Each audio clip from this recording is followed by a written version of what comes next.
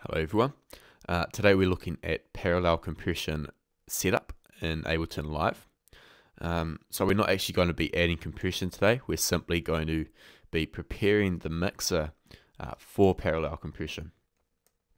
And if that word is foreign to you, parallel compression is basically the act of sending an uncompressed and compressed audio signal to the master channel.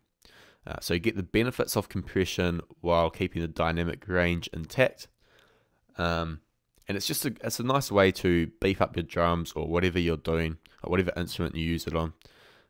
But it helps if you actually know how to use compression. I wouldn't recommend trying this out if you don't know how to use compression, because you'll probably make the sound worse instead of better. So it's quite easy to do in Ableton Live 9. First thing we're going to do is make a drum loop go to two other tracks, and then we're going to make sure it isn't sending to the master channel, and I'll explain why. And then we'll send the two tracks to another bus track. First thing I'm going to do is insert this drum loop, which I'll leave a link to. Oops, I'll do it from the browser, it's just easier. Here we go, drum loop, wave. And you'll see that the tempo changes to 128, which is great. And I'll just delete these two because we don't need them. I'm going to rename this to drums. Feel free to do the same. And then what I'm going to do is insert two more audio tracks and name them pcomp dry and also pcomp wet. So that just stands for parallel compression, dry and wet. By wet I mean compressed, and dry is unprocessed, so nothing on there. So at the moment we've just got this drum loop playing. We want it to go through these two channels and then out to the master. So there's a simple way to do this. First we need to click the ins and outs button here, and you'll see that the section comes up. And next, go onto your drum tab and click audio to pcomp. No, don't do that.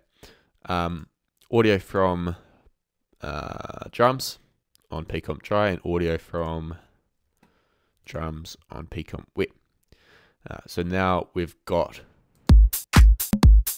I'm not sure if you can see that, but we've got some signal coming in here in the post mixer section, but we've got nothing coming in here. So we need to click in under the monitor section on both of these, and now we'll have volume going through all three of these tracks into the master. But we don't want that, and as a warning, this is going to be really loud, but listen to what happens when I play this. So when you've got three tracks like that playing exactly the same thing at exactly the same volume, you're going to get some clipping, and it's going to be way too loud.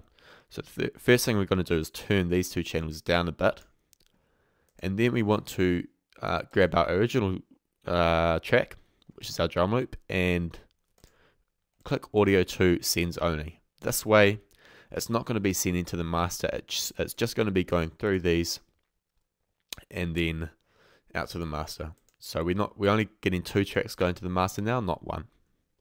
And you'll notice that if I mute these two tracks here while playing the loop, there'll be no sound.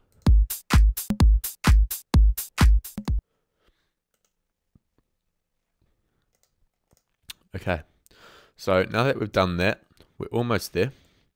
I'm going to add a bus here. The reason for that is because at the moment we've got two tracks and they're just sending to the master. If we wanted to add reverb to the whole drum loop and not just the wet or the dry version, we would have to do it on the master.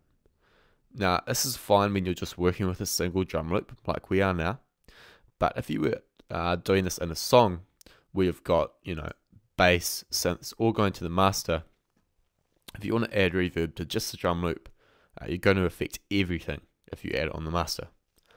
So we want to add a bus, so we can just affect the drum loop by itself. So simply insert a new audio track. We'll rename this pcomp bus. And then we need to send these 2 tracks here to the bus.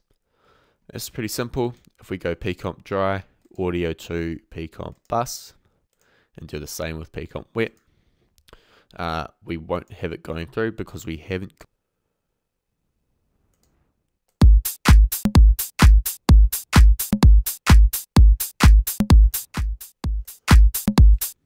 Yeah, if you've got a microphone, it's going to pick that up. So just pick one of these. I've chosen pcomp dry, and you'll still get the pcomp wet coming through. You'll notice that if I mute this, we'll still have some sound coming through because you've got this sending to pcomp bus. So yeah, definitely don't choose external in if you've got a microphone. Otherwise, it should be okay. And now we've got this bus which we can add effects to, and it won't affect all these other tracks if we have them, basses, whatever. That's how we set up for parallel compression. Next thing I would do is add a compressor on pcomp wet and then start playing around with the settings, but we'll be doing that in the next installment, part 3, I believe. If you want to read part 1, where we talk about parallel compression, a bit of an introduction to it, I'll leave a link to that in the description. And take care. See you next time.